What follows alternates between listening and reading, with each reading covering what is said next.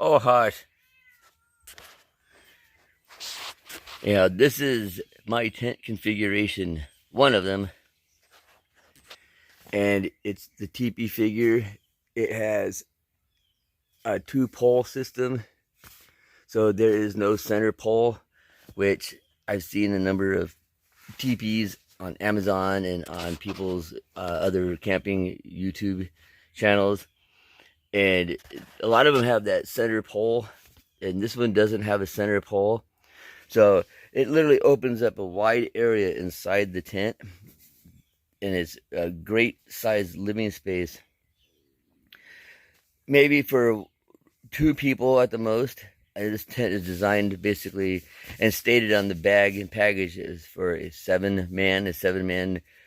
I don't think I see 7 men sleeping in this, unless you're like 1, 2, 3, 4, 5, 6, 7, right? But still, that's quite a bit. Maybe because it was made in China, that they have the measurements from their Chinese men, which seem to be shorter. Maybe that's how they got the measurement for this tent. But as Americans, you're usually taller, longer than that. Most are probably much bigger than that. But I'm 5'11", and I'm relatively tall, 5'11", almost 6 foot. But the great thing about this tent is I am standing straight vertical, and there's still about a foot of headroom above me. And that's perfect because I can stand up in here. And I like the idea that I can stand up in here. And I have my cot, which I saw in the earlier video, part of the video, that I set up. And I have a chair. And I have my table. And I have my wood-burning tent stove. And basically, I would probably just use the tent stove here in case it's raining. But I don't know. I've used it a number of times out here, I guess, out in the out camping, and you can see that I've used it a number of times. It's burned it in pretty good a couple of times, so it's not too bad. But I'm still kind of leery about having a fire in the tent. But that's maybe just me. I never had any problems. The only problems that I have had that, and they're insignificant, is up here by the jack, by the chimney jack that I put in, which I siliconed all the outside, so it's waterproof on the outsides of this. But when it rains, water tends to come down this part of the chimney. And see, if it didn't have a floor, that wouldn't be that big of an issue, right? Because it would just seep into the ground and everything would be fine. But this has a floor, if you can see the floor. And I like the idea that it has a floor, but sometimes the water comes down there and it kind of pools up. But at that, I have poked little holes on the bottom, like little weeper holes, so that if it does rain and it gets water in here, the rainwater could just kind of weep out the little holes that I have on the side. Probably not the best idea to do for your tent. But considering that I had this open hole in here and water came down in it, right, it was just an alternative. You probably wouldn't need to do that if you had an actual propane stove, or should I say a propane heater, like I'll show you here in a few moments. I actually have a propane heater as well. Yet, so I am in a chair. I have a camp chair set up here. I have this table set up here, and my cot set up here, and I'm just laying another tarp on the inside as a secondary part of the floor. I have a carpet in here, so it's relatively, it's really homey in here. It's kind of, it's open, it's large, it's wide. I can stand up in it, and it served me well for the last couple of years. I've never had any major problems with it. It's kind of dirty, as you can see, maybe see. It's gotten some dirt on it from the last time I was out and we had a heavy rainstorm. That's what I'm out here trying to do today, is trying to get cleaned up, getting ready to go camp again in it. But yeah, this is a pretty good configuration. But the thing I like about it is it's got the two-pole system. And also, if you notice up here, right, it has these vents up here. So if there is a little bit of smoke coming up from the wood burning stove, it generally rises because it's warmer down here. Because of it, the warm air will push it out. And so that's not too bad. Other tents is probably not advised to put a wood burning stove in unless it's particularly modified with venting at the top. But just like any standard teepee, if you have a little breeze underneath, see the breeze that have the zipper on the front door there, the breeze coming in, breeze or air coming in will help push this air so the smoke rises and goes out the vent. So if there's any kind of smoke in here because of this, right, and basically the only times I ever had any smoke in here was through this little hole here. And I don't necessarily like this little feature of this. It has this ring on it that comes off, and I might figure out some way to arc weld that in and cover that hole, because I never really used it, open that up. I mean, I've heated water up, I guess, and it just fine. It's never had a problem heating water to make like instant coffee. And that's basically what I did. I didn't use my percolator in here. I just made instant coffee, and I heat up my canteen cup or just a little pan, set it on here, the fire burning, and it heats the water up enough to be hot enough to have a cup of coffee or a cup of tea. It gets hot enough in here to cook, say for instance, canned foods. Right? I wouldn't suggest cooking a full 5-course steak and dinner and stuff. This, right? Or cook pasta or something that takes a long time. But canned foods heats up relatively nice and doesn't take that much time to cook up, heat up a canned food. So it's, you hear the cat outside. So, I mean, it's in that magnitude of having some canned foods in your tent, some easy, quick heat, already pre-cooked sort of foods, right? Just to heat it up. In that magnitude, this is perfect. And in full camping, I don't fully intend to sit in the tent the whole time anyhow.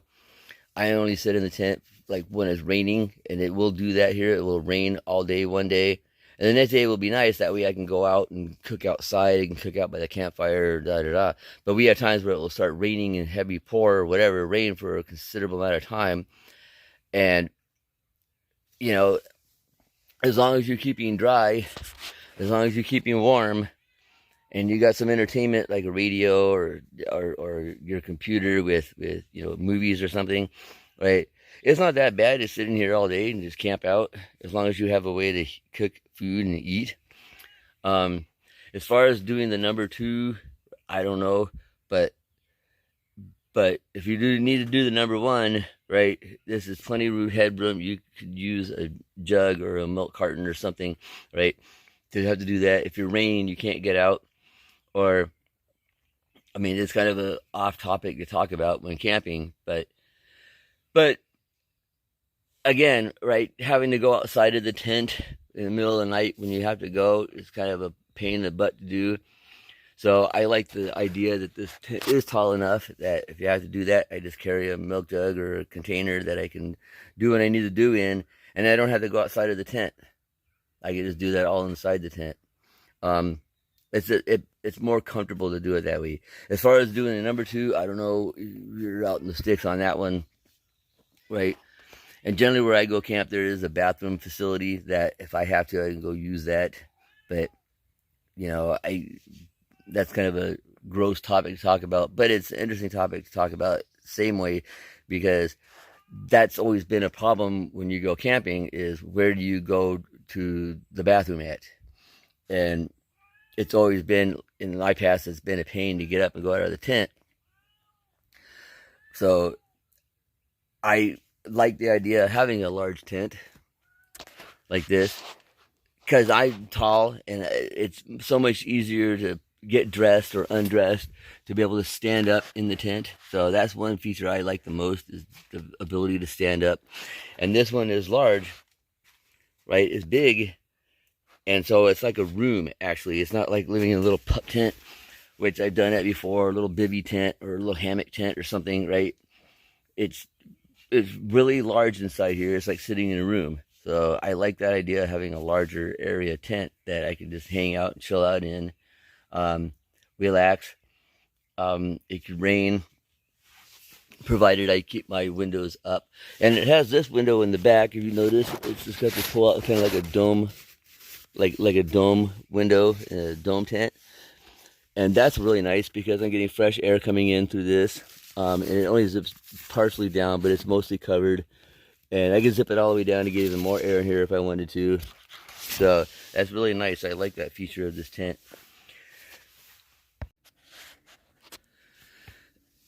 In a prior video, I showed you my canopy tent. And that was relatively large also. It's not as large as this area, but that canopy is not too bad. That's an alternative. I actually bring the canopy with this tent set up. And once again, I put that, and it's not bad. So the only dilemma about this tent is this doorway. As you see, it's kind of slanted back. I'm standing straight up, but it's kind of slanted back. And if this door is open and it's raining, you're going to get a whole lot of rain in this area here. So that was the only major drawback about this particular tent. And I'm working on ways to keep that covered up, at least to the point you can get in and out of the door. But again, like if it's a heavy downpour or heavy rain, if you have a way that you could use to use the facilities, right, a bathroom or, you know, a milk jug being a guy, coffee can being a gal, right, right, you don't have to actually open that door, right, and if it's raining, then you should be fine. The most of the water that did get in here was because of the doorway, and that seems to cause a problem. So if you just keep it closed the whole time and be in here the whole time while it's raining, then it's not a big issue. It's not a problem. But yeah, having to go in and out of this doorway, right, is kind of a pain when you're having a rainstorm, especially if you don't have any head cover over. But I mean, there's solutions for this, whereas I have a mess kit, a tote, basically one of the big 18-gallon storage totes, and I keep my full mess kit in. I keep food in it. I keep my powder foods in it. I keep my seasoning in it. I keep all the items for cooking I need in that. Keep all that stuff in that tote, and I would just bring that tote inside and right there in that open area. That way I access the food and things I need, and I can make a meal in here via, again, canned foods, right? And I don't really have to go outside of that tent. I should be fine and keeping dry inside the tent. Again, the only leak I ever had was through this chimney, and I have waterproofed this. I got a can of that waterproof spray at Walmart, and I've gone through several times and sprayed the tar out of this, so it's relatively waterproof. I had to fix a hole up here because the last time one of the last times I was out camping, I had this set up and I had the campfire, and I was pretty far away from the campfire, but the wood had resin in it, like pine or juniper or something, and it snaps and it sent up embers, and the embers came down and burned a hole in the tent. It wasn't that big of a hole. It wasn't that big of a fix to do. Just put some good waterproof duct tape over both sides of it, and that should be fine. But yeah, I mean, I don't have any issues with this tent. It is very, very waterproof. You can see that all the seams, if you can see it close, see the seams, it has a double sort of seam to it. All the seams are waterproof. And yeah, I've been in a couple of good rainstorms with this. The last time I had it set up, it was a huge thunderstorm roll. I thought it was going to blow the tent away.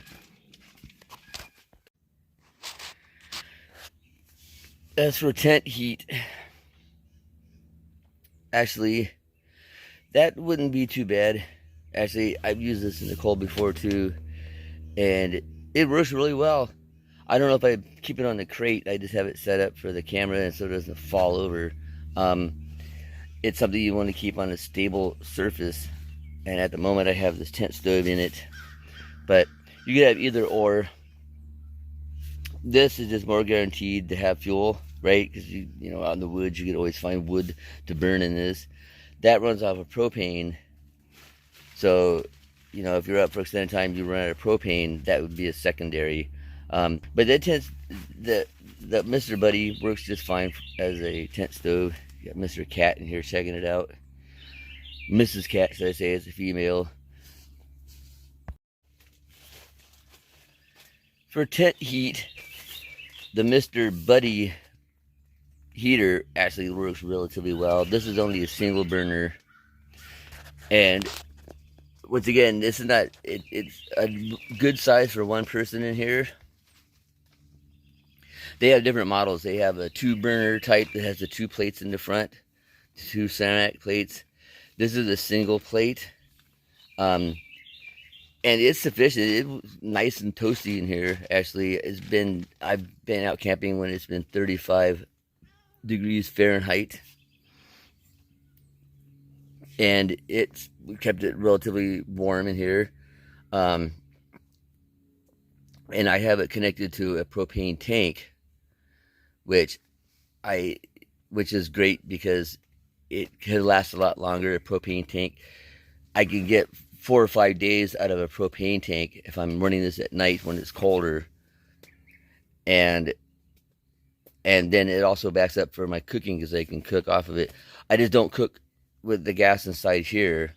But again, right, I have this tent stove, the wood burning tent stove, and I like it when it's extremely cold because it heats up really good. But if you're having a normal summer camping or a spring or even into early fall camping, that's a lot of heat for your tent, to heat up your tent, because it gets really hot, really warm in the tent. Whereas the Mr. Buddy, it doesn't get as hot, I think. It's sufficient to keep you warm, but it doesn't roast you out. And it's not, so there's the 2 forms of, I guess, tent heating that I advise, or should I say, I suggest to get 2 different forms of heating your tent.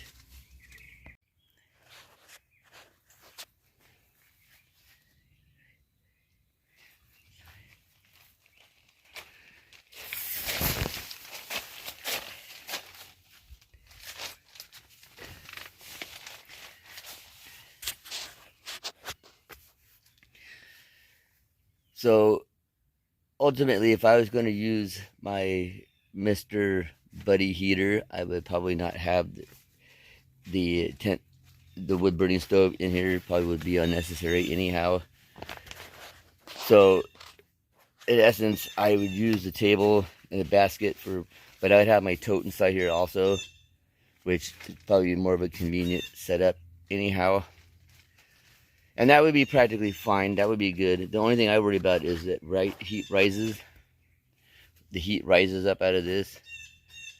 I don't know if it would damage the tent walls or whatever, but I do have a solution for that. As you see, I have a tent or stove fan, right, which is a self-electric fan, and when it gets up to a certain temperature, the fan kicks on and it blows the warm air from the heating plate, so it blows it across. Instead of the heat rising, this will blow it out towards the rest of the tent area to keep it warm. So I'm going to test this today. This fan is new, and I haven't tried the fan. I've tried the heater, but I haven't tried the fan out. But that's kind of what I'm going to do out here today, is try to test this fan setup. Okay, I have turned the gas on. Everything's connected in here. I'm just checking. Can't necessarily tell if there's any leaks. I don't think there's any leaks. This is a pretty good hose. This one has a valve. These have a valve. So this is pretty good. It's a steel braided. I don't want that much tension. Tension causes leaks. And I made sure I secured it to the filter. You always want to buy filters for these, because in those tanks that you get refilled at the grocery store or department stores or convenience stores, those tanks usually have sediment from many recycles, refilling, whatever. They generally have sediment in it. And so you get a filter, and that filters out the sediment that would be in those tanks. So the green little canister tanks, they usually don't have that sediment because they're new, right? They don't have the sediment in it. But these ones that are recycled all the time, they have the sediment. As you see, it has a little pilot light, which is going now. You hear it. And I would advise, if you ever need to walk away from this tent, you put that out, right? So like, let's say for instance, you're camping and you go and you want to go to visit the lake and you have to leave your campsite or leave your tent. I would make sure that I put that pilot light out. But all you have to do is just push it down and it will snap, and it starts that, and you hold it down for a few moments, and then now it stays lit.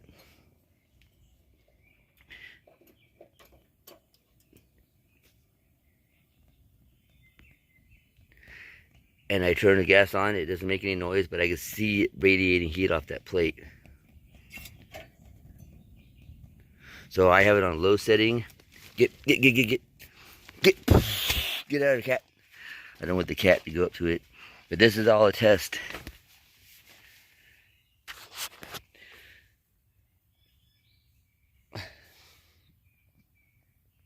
Even though it's nice and sunny, warm, the main thing I'm going to do is I'm going to test this fan.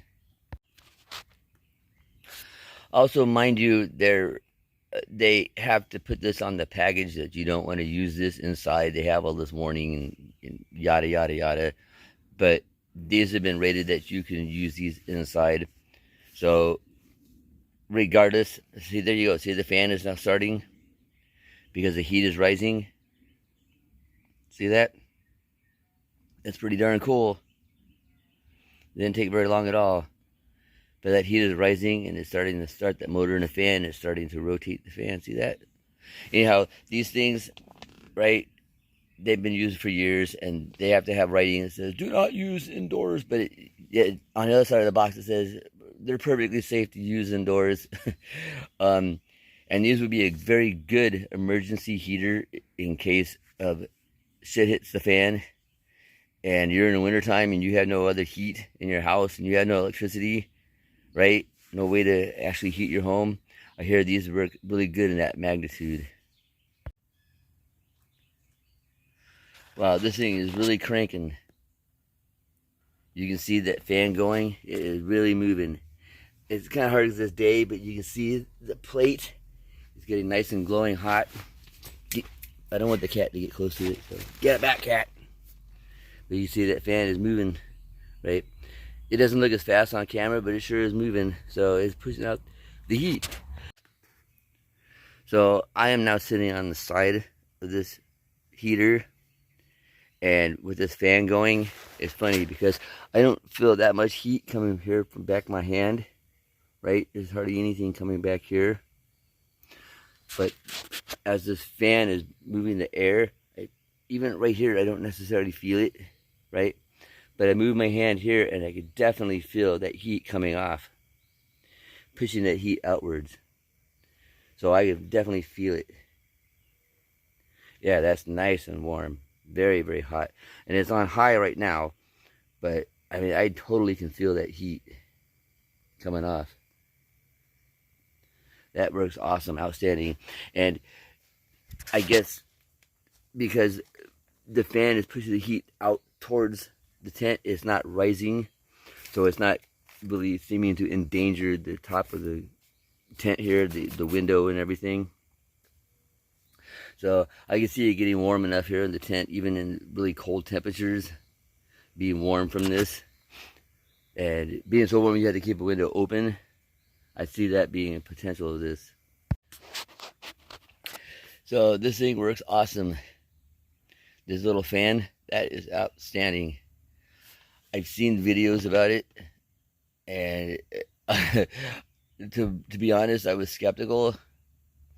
But now watching this, I'm like totally impressed. I am completely won over. This thing is awesome. It's blowing the heat directly at me, and it's nice and hot in here. So I'm trying to do this in a way that I could deflect at least some rainwater if I had to get in and out of the tent, and have another area to sit and hang out. So I have a screen house.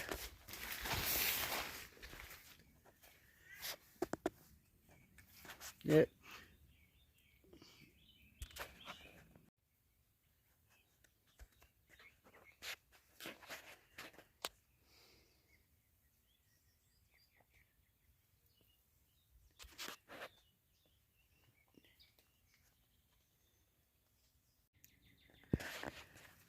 It's the thing I was trying to do with this is secure the stove to the table, or should I say make it more secure on the table, and tilt it back some so I have a little bit more excess room here to set plates, set pots, set pan to do some prep, such as cutting vegetables or meat or something when I'm using the stove.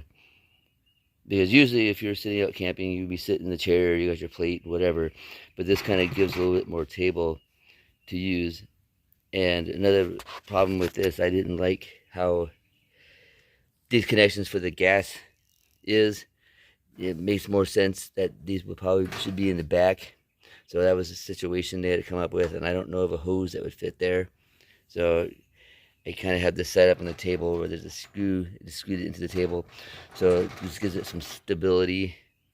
So I don't like the idea of that hose hanging off too much. It just seems like it would, if you put too much force in it, it would damage the hose or the fitting. So try to be careful. That seems like it's okay. This is an actual Coleman propane gas cook stove. But it had a hole in the back here, and I just drilled a hole through the metal part and ran a longer screw, screwing it to the table, at least to give it some security so it doesn't fall down, right? That's kind of what I intended to do. Plus, you put some weight on it, it shouldn't be too bad. Before in the past, I've always put my cast iron skillet on it. That secured it down. But this is a plastic surface, and it kind of slides around a little bit. But I think if I secure it like that, it should be a bit more stable. Though I'm not really camping out here because I don't necessarily need to go camping. I'm just getting this ready to go camp. So I'm just kind of getting things situated. And this is what everybody should do, I think, before they go camping, is establish their gear, get it all put up sort of in a makeshift kind of way or in your backyard, right? And kind of get set up how you want to, how you're going to set up your camp when you go camping, just to get an idea. So when you do get to your campsite, that you lay it out in the idea that you had put together when you got it all situated and arranged. They have different valves for their propane tank. They have ones that are wands and they sit up on top and they elevate so you can attach 2 or 3 different items to it. I generally just have a Y, a singular Y. I don't necessarily need, if I needed another third or whatever, I would just disconnect one line and connect it to my tent heater or something. But I have a portable barbecue grill that I take with me. And it's a little small, portable, picnic type barbecue grill. Is propane gas, and the Y works good for that. So I connect the propane grill with this on a Y, and that serves as my kitchen for when I go camping.